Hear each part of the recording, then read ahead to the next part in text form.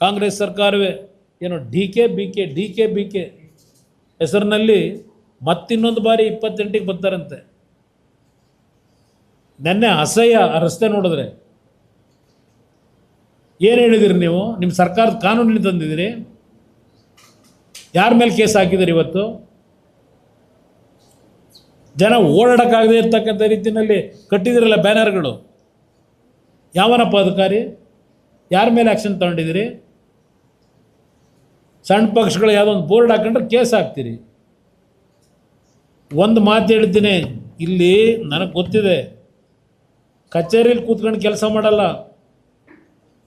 ಈ ಒಂದು ಪ್ರಾಜೆಕ್ಟಿಗೆ ಸಂಬಂಧಪಟ್ಟ ಹಾಗೆ ಅಲ್ಲೆಲ್ಲೋ ನಾಗರಬಾವಿ ಹತ್ರ ಒಂದು ಬಾಡಿಗೆ ಮನೆ ತಗೊಂಡು ಅಲ್ಲಿ ಕೆಲವು ಪುಡಾರಿಗಳನ್ನ ಇಟ್ಕೊಂಡು, ಮಾಫಿಯಾಗಳನ್ನ ಇಟ್ಕೊಂಡು ಅಲ್ಲಿ ವ್ಯವಹಾರ ನಡೆಸ್ಕೊಂಡು ಕೂತಿದ್ದೀರಿ. DC ಕಚೇರಿಯಲ್ಲಿ ಮಾಡ್ತಾ ಇಲ್ಲ.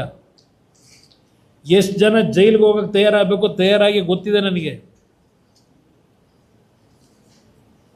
ಇದರಲ್ಲಿ ಡಿನೋಟಿಫಿಕೇಶನ್ ಮಾಡೋದೇನಿದೆ?